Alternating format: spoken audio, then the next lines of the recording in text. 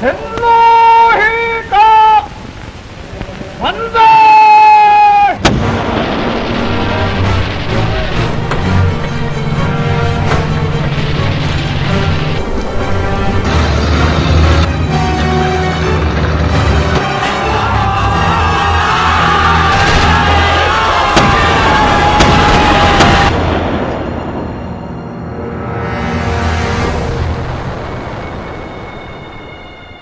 J'ai une question importante à vous poser. Quand vous voyez ce genre d'image d'une nation en guerre jusqu'à arriver à d'irréparables extrémités, à d'innombrables horreurs, vous ne vous demandez pas comment ils ont pu en arriver là ? Comment une nation entière a pu accomplir des actes aussi fous ? Où ont-ils trouvé une telle détermination ? Aujourd'hui, on va parler de quelque chose d'important. Un sujet que je voulais traiter depuis le début de la chaîne. L'histoire d'une propagande nationaliste 2 fois plus longue et plus efficace que celle de l'Allemagne durant la même période. Une propagande qui a poussé les soldats japonais à se suicider sur les champs de bataille, une propagande qui a lancé le Japon qui était encore aux idées médiévales un siècle plus tôt dans une guerre moderne contre les plus grandes puissances du monde, une propagande qui a participé à construire, et ce encore aujourd'hui, ce qu'est la nation japonaise. Et pourtant, une propagande qui n'a pas été faite par l'État, mais par le peuple, pour le peuple. Laissez-moi vous parler de l'histoire incroyable de la propagande japonaise.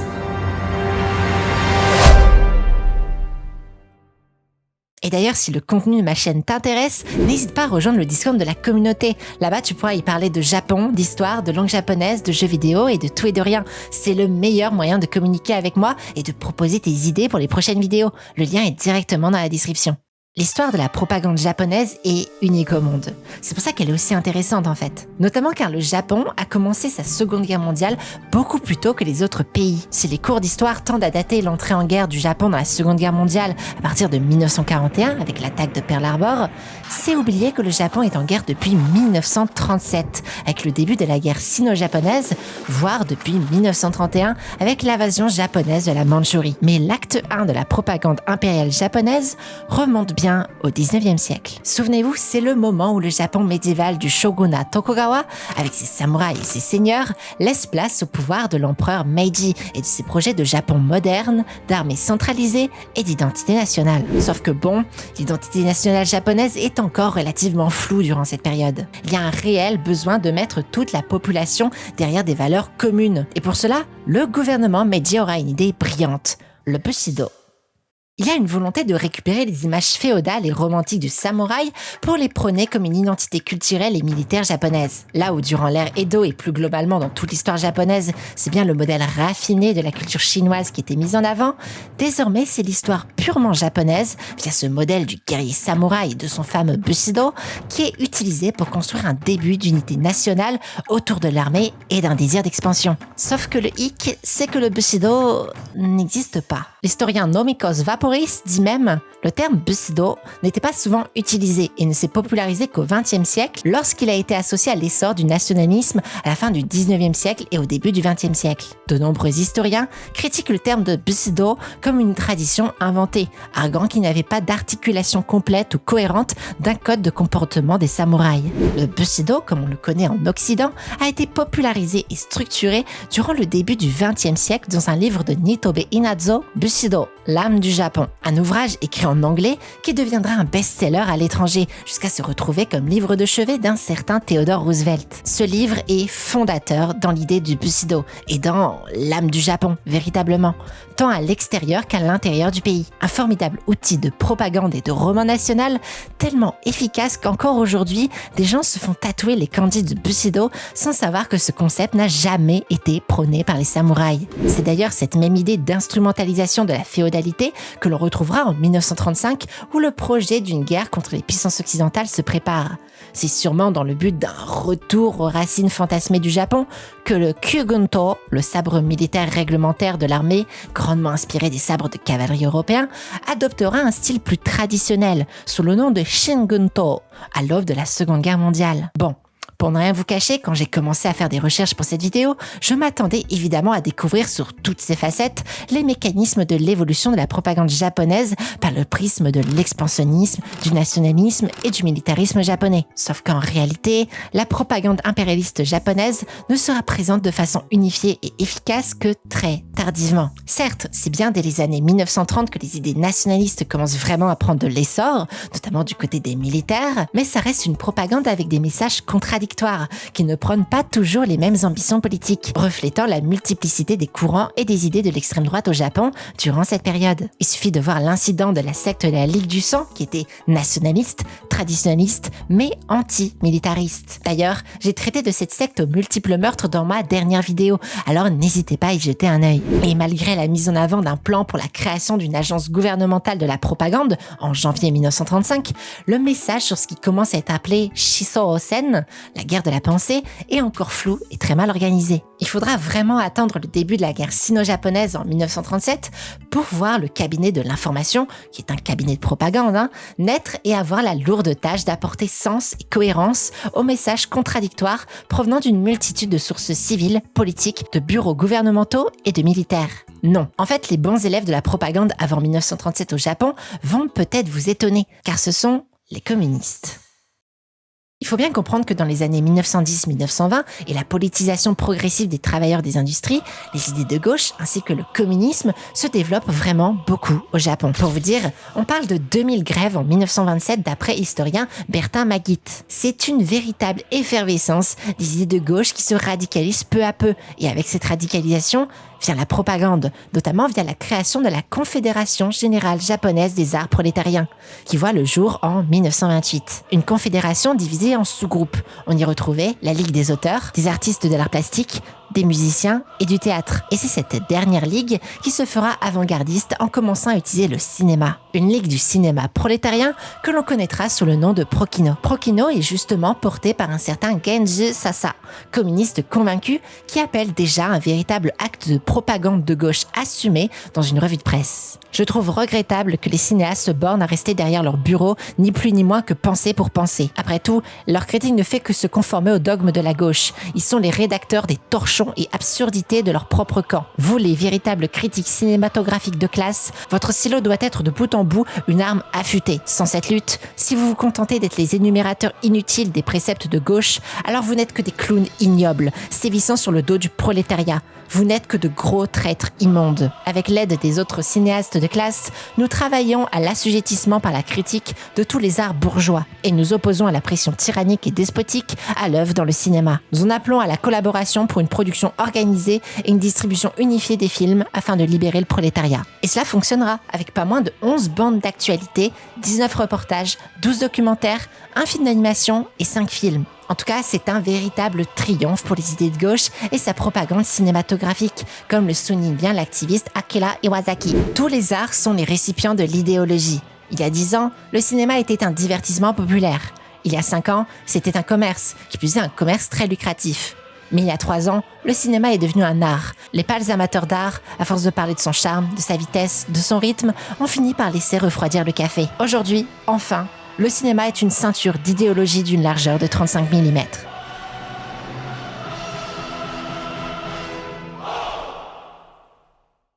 Et ce, malgré les lois de préservation de la paix, créées à but de censure en 1925, justement tournées vers le spectre de la gauche, largement en vigueur à ce moment-là. Et pour le Japon impérialiste, c'est le début d'une entreprise de censure et d'une pression à grande échelle qui ne fera que de s'intensifier au fil des années, et autant vous dire que tout va très vite dégénérer.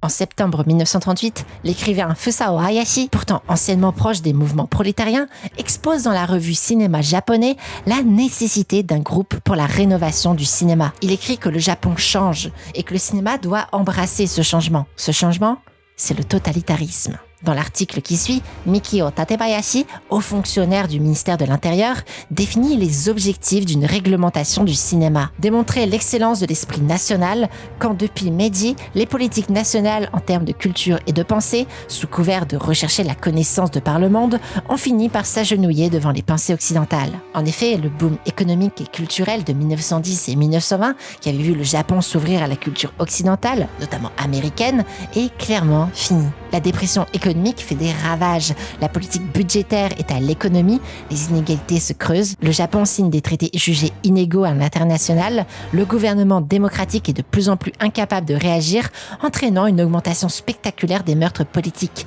de l'instabilité et de groupes extrémistes. Le gouvernement démocratique voit son influence et sa légitimité s'amoindrir d'année en année. Le Japon voit aussi sa politique devenir plus militariste, plus nationaliste, centrée autour de valeurs jugées traditionnelles. Un pari risqué, mais qui semble gagnant pour le Japon une fois que l'incident de Mokden aura permis l'invasion de la Mandchourie afin d'y installer l'état fantoche du Manchukuo. Le Japon commence vraiment à se rêver en libérateur de l'Asie vis-à-vis des forces coloniales occidentales. Le Japon commence à croire en ses théories nationalistes, comme celle de la sphère de coprospérité de la Grande Asie orientale, ou Daitoa Kyoeken, qui vise à la création de territoires coloniaux en Asie, gérés et administrés par le Japon. L'essence de la nation japonaise, le Kokutai, est justifiée pour favoriser l'idée que le peuple japonais est destiné à gouverner l'Asie, de par sa pensée et son esprit jugé supérieur. Et c'est avec tout cela en tête que le Japon finira par envahir la Chine en 1937. Il s'agit dès lors d'unifier la pensée nationale pour servir ce qui est théorisé comme la guerre de la pensée,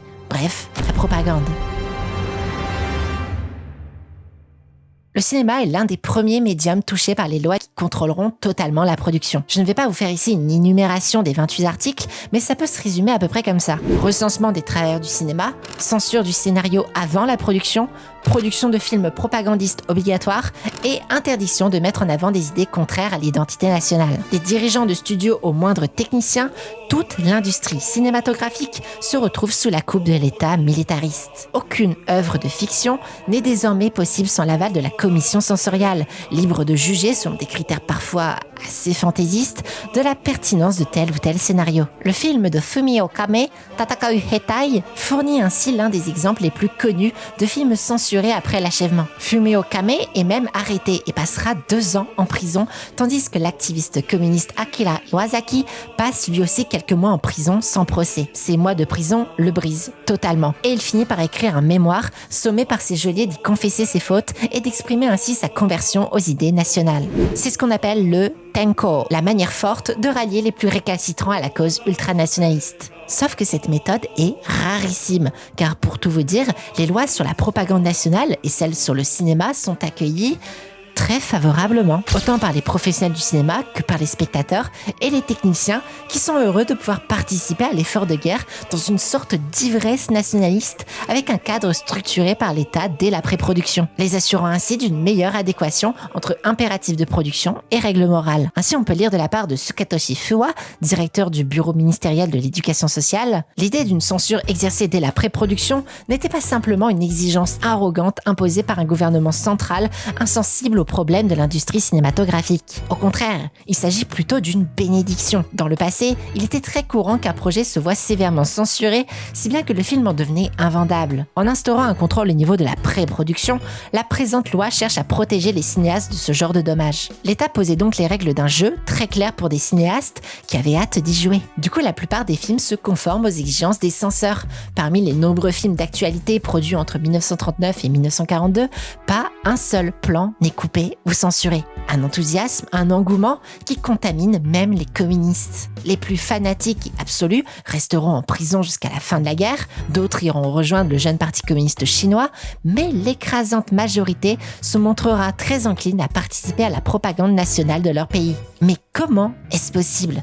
Comment passe-t-on d'activités d'extrême gauche à des activités d'extrême droite en si peu de temps ? D'abord, souvenez-vous de ma vidéo sur le communisme au Japon. Je vous ai expliqué en détail que le communisme japonais était principalement national, tourné vers des idées sociales purement japonaises et rejetant pas mal les idées extérieures. On n'est pas vraiment sur un grand communisme international. Du coup, la guerre a tendance à rassembler sous le drapeau du nationalisme, dans un effet, le Japon contre le reste du monde. Un parallèle que l'on pourrait faire avec l'union sacrée de tous les partis et idéaux en France durant la Première Guerre mondiale. Ensuite, souvenez-vous de ce que j'ai dit dans l'intro de la vidéo. Une propagande par le peuple, pour le peuple. En fait, il n'y a jamais vraiment eu de grand ministère de la propagande impériale au Japon. Pour ainsi dire, il n'y a jamais eu un Goebbels japonais. La propagande japonaise n'allait pas du haut vers les masses en bas comme c'était le cas en Allemagne nazie. C'était une propagande majoritairement horizontale, simplement structurée et surveillée par l'État. L'exemple du cinéma est assez parlant. Les lois donnent un cadre, des réglementations, et malgré quelques commandes du gouvernement ou des militaires,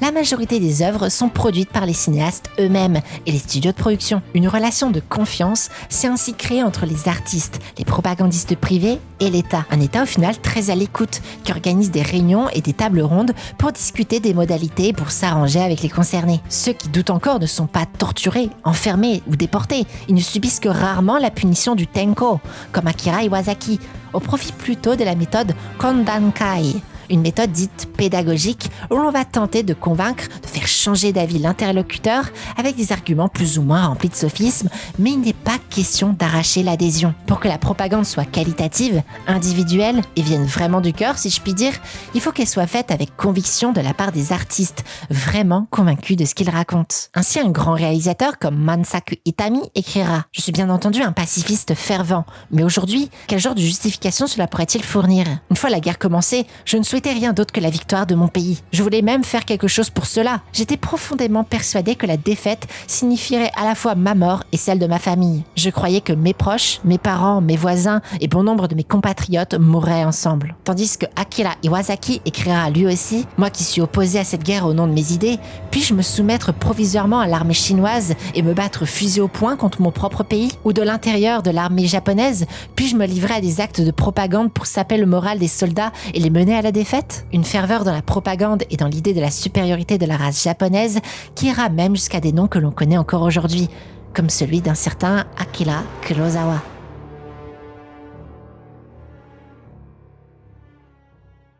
Mais alors, si au Japon tout le monde fait de la propagande, comment fait-on de la bonne propagande à la japonaise ? La propagande impériale japonaise pourrait se définir comme ça. Une propagande décentralisée et populaire, basée sur des concepts impériaux, nationalistes et expansionnistes, mettant en exergue une supposée dominance de la race japonaise par une pensée nationale supérieure ainsi qu'une pression internationale afin de justifier une volonté coloniale. Dans ce contexte, la star, c'est bien évidemment le soldat japonais, qui est souvent dépeint dans les affiches et les magazines, en photo comme en dessin, comme une figure virile, combative, et tournée vers un avenir radieux que seules les armes, à l'instar d'un samouraï, peuvent parvenir à imposer. Ensuite, c'est bien la modernité du Japon qui est mise en avant, principalement via ses engins militaires. On met sur le devant de la scène des navires de combat, des chars et des avions pour étaler cette puissance militaire dans les esprits. Et ce, dans une Asie qui peine encore à se moderniser à ce niveau-là. Une autre caractéristique très originale de la propagande japonaise, c'est bien leur intérêt vis-à-vis du documentaire et d'une supposée vérité dans leurs œuvres propagandistes. Tenez, je cite Taihei Himamura, un critique de cinéma de cette période. Pour que fonctionne la propagande, il faut que les faits qu'elle avance soient exacts. Seule la logique est capable d'agir sur l'opinion des gens. Une propagande irrationnelle n'est que nihilisme et démagogie. Elle semblera peut-être efficace pendant un certain temps, mais se brisera nécessairement contre les durs rochers des faits. Clairement, pareille propagande fera plus de mal que de bien dans le cadre d'un conflit prolongé, comme c'est actuellement le cas. Adolf Hitler confirme cette observation lorsqu'il dit que les faits sont la plus puissante des propagandes. Tadashi Iijima, un autre critique de film, ajoute « Le prestige du film documentaire est aujourd'hui à son zénith, parce qu'il est le seul médium fondé sur la présentation scientifique de la réalité immédiate. Le nombre de documentaires passera de 985 films en 1939 à plus de 4400 l'année suivante. Des documentaires souvent fournis par les ex-socialistes et communistes de Prokino, où leur expertise sera particulièrement saluée. Mais il ne faut pas être dupe. Et bien que ces films empruntent à l'aspect documentaire avec des films tournés sur le vif, sans mise en scène ou presque, et avec une sobre voix off racontant les événements, le montage n'hésite pas trop à faire parler les images pour arranger la position japonaise. En fait, c'est une propagande qui jouit vraiment de l'aspect vraisemblable et pseudo-réel du documentaire et qui le rendait d'autant plus terriblement efficace. Tiens, j'ai une question à vous poser. Ça fait un moment que l'on parle de propagande et que je vous montre des œuvres de propagande sur votre écran. Mais vous ne trouvez pas qu'il manque quelque chose, honnêtement ? Est-ce que vous êtes capable de deviner qui est le grand absent de la propagande japonaise depuis le début ? Bien sûr, l'empereur du Japon. Cette guerre est faite en son nom. Les soldats ne manquent pas une occasion de l'évoquer et il est dans tous les esprits. On est dans un siècle où le culte de la personnalité avait déjà prouvé son efficacité dans la propagande, comme avec Hitler, Mussolini ou encore Staline. Pourtant, peu importe le support de propagande, l'empereur japonais est quasiment fantomatique. C'est principalement dû à son côté divin. Descendant direct de la déesse du soleil Amaterasu, le gouvernement de l'ère Showa n'est pas un gouvernement fasciste aux mains seules d'une personnalité toute puissante. Attention, les pouvoirs de l'empereur sont réels. C'est notamment lui qui désigne le premier ministre et à peu près le sens que doit prendre la nation, mais il n'est que peu à l'exécution de celle-ci. Le véritable pouvoir politique est entre les mains du Gunbatsu, la clique militariste. On peut y citer Hideki Tojo, probablement le premier ministre le plus tristement célèbre de cette période. Et d'ailleurs, j'ai fait une vidéo complète sur son sujet si ça vous intéresse. Mais l'empereur, lui, de par son statut divin,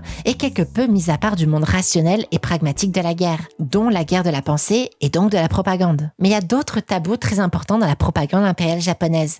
Un autre tabou majeur, c'est bien la femme. Dans d'autres stratégies de propagande dans le monde, comme encore une fois en Allemagne nazie, la femme est dépeinte principalement comme une mère nourricière et fertile. On y promouvoit une femme qui éduque des enfants et de préférence beaucoup. On encourage la fertilité et on encourage les femmes à faire du sport, aller à des associations nazies, etc. C'est amusant de voir comment, encore une fois, la propagande japonaise va être unique à ce niveau-là. Car au Japon, l'image de la femme est invisibilisée. Dans la propagande japonaise, la femme est une mère pour le soldat ou tout au plus une sœur, mais rarement une épouse. Il y a une réelle volonté de vouloir happer la nation de désirs sexuels dans l'image de la femme japonaise, qu'elle en soit à l'origine ou l'objet. Il faut bien comprendre que les soldats sont au front et que la stratégie ici est qu'ils ne puissent pas penser à l'amour, mais bien au combat au nom de l'empereur. Il y a aussi une volonté de vouloir cloisonner la femme à la maison, des notions que l'on retrouvera dans les magazines comme le Nippon Funjin, un magazine à destination du public féminin japonais. La mort, elle aussi, est un tabou important et c'est paradoxal. On est dans une société ultra militarisée où la guerre va prendre de plus en plus de place dans l'esprit collectif. On demande à des millions de soldats de donner leur vie pour l'empereur, tout en ayant toujours un grand malaise à l'idée de montrer cette mort, même de façon glorieuse. C'est donc avec une grande pudeur que l'on verra des fondus au noir ou autres plans où la mort sera donnée hors champ. Bon, on a bien compris que les Japonais, dans leur grande majorité, étaient convaincus de ce qu'ils racontaient dans leur propre propagande qu'ils faisaient pour eux-mêmes. Mais il y avait aussi une propagande bien spécifique, cette fois-ci réservée aux étrangers. Bien avant l'attaque de Pearl Harbor, beaucoup de propagande japonaise était distribuée en Amérique, par exemple. Le magazine japonais Front, traduit en 15 langues, en est probablement le meilleur exemple. Via la photographie, on exalte le corps et l'attitude guerrière du soldat japonais combattant en Chine. Le but est simple: montrer la puissance et la modernité de l'armée japonaise, la détermination de ses soldats, mais aussi et surtout justifier la guerre en Chine afin de rassurer l'opinion publique mondiale, notamment en diabolisant le jeune parti communiste chinois. Une propagande destinée aux Américains qui continuera même après l'entrée de la guerre aux États-Unis contre le Japon, notamment via des femmes américano-japonaises gérant des radios illégales en Amérique pour de la propagande anglophone illégale qu'on appelle dès lors les roses de Tokyo. Mais vous vous doutez bien que la majorité de la propagande extérieure sera dédiée à la Mandchourie et à la Chine. Des affiches, des spots radio et des journaux sont confectionnés en chinois par des Japonais pour soumettre la population. Sauf que ça ne va pas du tout se passer comme prévu.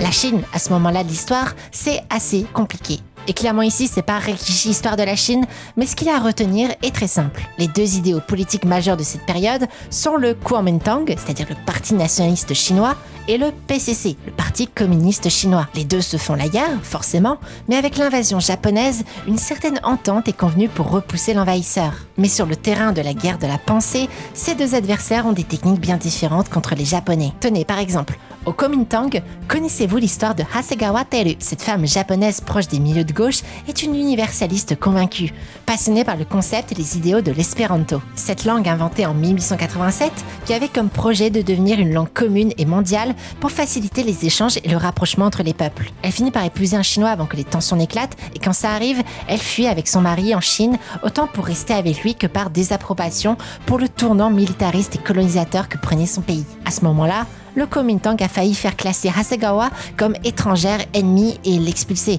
Mais d'autres espérantistes chinois, ainsi qu'un célèbre auteur chinois, Guo Morio, sont intervenus pour qu'elle puisse rester. Du coup, Hasegawa travaillait dans le bureau international du bureau de la propagande du Kuomintang en tant que membre de l'équipe anti-japonaise pour les émissions de radio au Japon. Visiblement, ça a dû plutôt bien fonctionner, car lors d'un banquet, Zhou Enlai, le ministre des Affaires étrangères, s'est tourné vers elle à un moment donné et l'a qualifiée de véritable patriote pour son travail. Et au Japon, elle fera la une de certains journaux. Mais le champion de la propagande contre les Japonais, c'est bien le Parti communiste chinois. On l'a vu un peu plus tôt dans la vidéo, mais les communistes ne sont pas les derniers en matière de savoir propagandiste. Ce n'est pas pour rien que bon nombre d'entre eux utilisent leurs compétences graphiques, des affiches et de l'imagerie pour confectionner des affiches de propagande nationaliste japonaise. En Chine, on parle d'une propagande tellement efficace que les Japonais prendront des mesures exceptionnelles contre elle. Une propagande si efficace qu'elle a stupéfait les autorités américaines. Un rapport top secret de l'armée japonaise disait au sujet de la propagande communiste chinoise « La propagande du PCC commence à avoir un large impact sur notre armée. En décembre dernier, dans le comté de Biyang, dans la province du Henan, nous avons obtenu un livre publié par la section politique de la 8e armée de route communiste, intitulé « Comment mener des campagnes de démoralisation ». Ce livre est un outil extrêmement bien planifié et efficace pour mener des opérations psychologiques contre l'armée japonaise. Le but pour les communistes chinois est simple, faire en sorte que les Japonais se rendent, voire même qu'ils puissent travailler après pour les communistes. Pour cela, il mêlait des éléments de guérilla, de pression, mais aussi de clémence, en leur promettant un très bon traitement s'ils se rendaient. Et pour pas mal de soldats japonais, ça finissait par fonctionner. Les communistes offraient même de la nourriture aux soldats japonais affamés. En fait, ce qui fait que cette propagande a été aussi efficace, c'est surtout car elle a principalement été produite par les Japonais eux-mêmes. Souvent des communistes japonais qui se sont exilés en Chine au moment de la montée de l'ultranationalisme dans leur pays, ou alors des prisonniers de guerre japonais qui étaient débauchés pour produire ou traduire de la propagande. Nosaka Sanzo, un communiste japonais vivant en Chine, leur disait « Vous étiez autrefois des soldats japonais, alors essayez de vous souvenir de ce que c'était et utilisez ces sentiments et émotions lorsque vous écrivez. Pensez à la manière dont un soldat réagirait. » Slogan accrocheur, propagande courte et efficace, mélange de pression et de bonté apparente, une propagande faite par les Japonais pour des Japonais. C'était les secrets d'une guerre de la pensée que les Chinois ont gagné durant cette période, la propagande nationaliste japonaise en Chine ayant été bien moins efficace. Bon.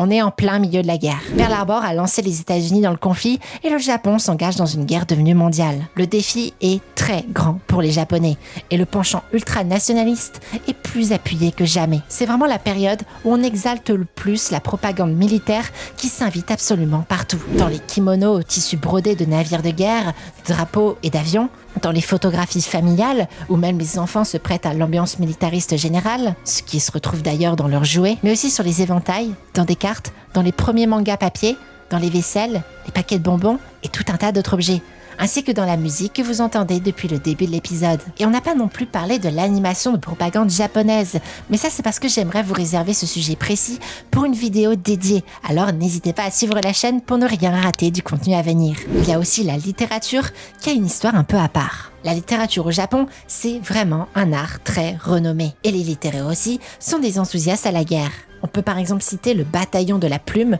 de 1938 qui rassemble des dizaines d'écrivains qui ne sont pas commandités par l'État pour faire de la propagande, mais qui sont simplement invités pour qu'ils parlent de leur vécu parmi les troupes. Et plus tard, on aura le cas du soldat écrivain de 1941, convoqué cette fois-ci, mais sans obligation de production, malgré que tout soit contrôlé par la censure. Il y aura malgré tout un certain malaise, autant de la part des écrivains que de l'armée, face à cette méthode de propagande peu efficace et assez loin des standards d'indépendance auxquels les auteurs sont habitués. Un malaise souligné par le fait qu'il était extrêmement tabou, même au plus fort de la guerre, de passer commande littéraire de textes propagandistes et militaristes, tant la liberté d'écriture et de sujet était une notion importante de la littérature japonaise de cette époque. La suite, vous la connaissez. Malgré le fanatisme développé et entretenu par la propagande, les défaites s'enchaînent, les îles sont perdues les unes après les autres, tandis que les Chinois continuent de résister sur le front continental. Dans d'ultimes preuves d'abnégation et de fanatisme, les kamikazes, ces armes humaines, se font exploser sur les navires américains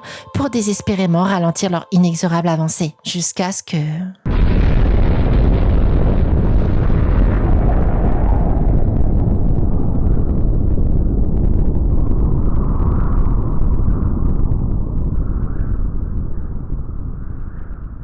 Le Japon capitule le 2 septembre 1945 et là où la défaite de l'Allemagne nazie et le suicide de Goebbels avaient marqué la fin de la propagande nazie, la propagande japonaise allait encore avoir de très beaux jours devant elle. Oui, c'est paradoxal, mais laissez-moi vous expliquer. Une fois la reddition signée, le Japon est occupé par les troupes américaines. On se retrouve face à un peuple mis devant ses responsabilités. Et face à ça, certains cherchent des coupables et cherchent également à comprendre comment ils ont pu tomber dans de tels extrêmes. C'est le cas par exemple du monde littéraire où dès 1946, une vraie réflexion et un vrai recul est pris pour se demander pourquoi ils n'ont pas résisté et comment ils ont pu participer à tout ça et de façon aussi fanatique. C'est le cas notamment du groupe marxiste Shinihon Bungakukai ou la Société littéraire du Nouveau Japon et le groupe littéraire plus libéral et moderniste du Kinda Bungakukai ou Société de littérature moderne. Ce fanatisme et cet engagement national collectif dans l'effort impérialiste a très tôt été théorisé par ces auteurs et ils accusent alors les restes de structures féodales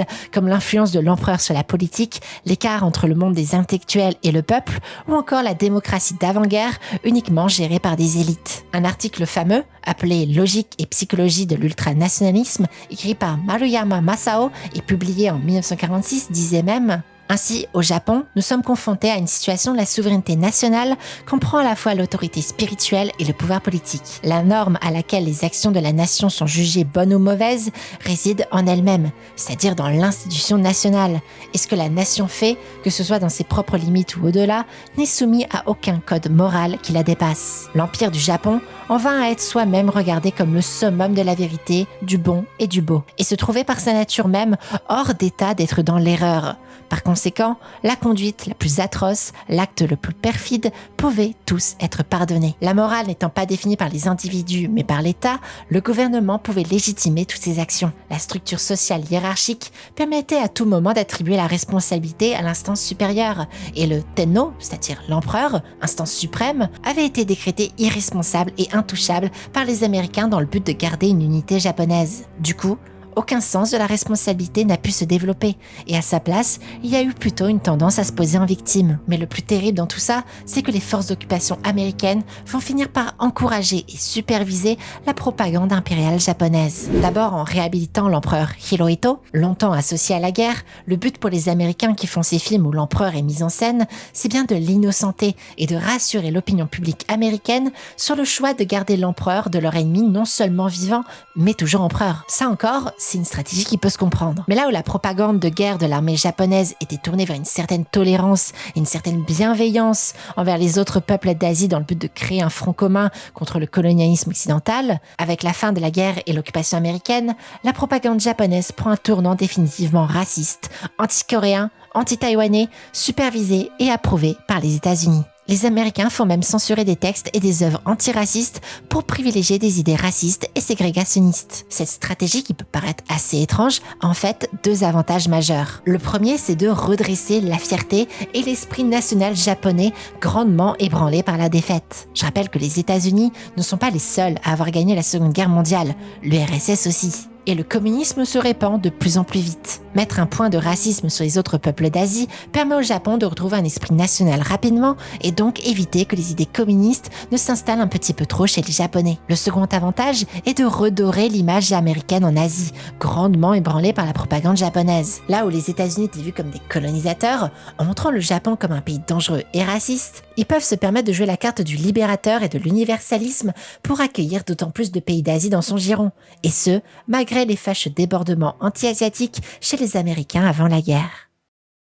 Vous savez, faire cette vidéo était très important pour la chaîne. Il fallait absolument que j'en parle, et ce pour deux raisons. La première, c'est parce que par le prisme de la propagande, nous avons pu déterminer comment le Japon s'est engouffré dans ces conflits et comment il a pu tenir aussi longtemps face à une défaite qui semblait de plus en plus évidente. La deuxième raison, c'est d'avoir pu mettre le point sur le fait que la population japonaise était constituée de participants actifs à cette propagande et non pas de simples suiveurs à la merci de responsables gouvernementaux détachés ou d'une clique militariste oppressante. Tout cela fait que la propagande japonaise fait désormais partie du Japon que l'on connaît, du Japon actuel, des mangas et des jeux vidéo. Comme par exemple dans les mangas du mangaka Kobayashi Yoshinori, qui aura dessiné de nombreuses histoires mettant en scène ses idées extrémistes et ouvertement révisionnistes. Le temple Yasukuni, où sont consacrés les criminels de guerre japonais, fait encore souvent l'objet de visites gouvernementales ou de premiers ministres, tandis que le Japon s'enfonce toujours plus dans un déni des atrocités commises durant la guerre. Au nom d'une volonté de raconter une nouvelle histoire anti-masochiste,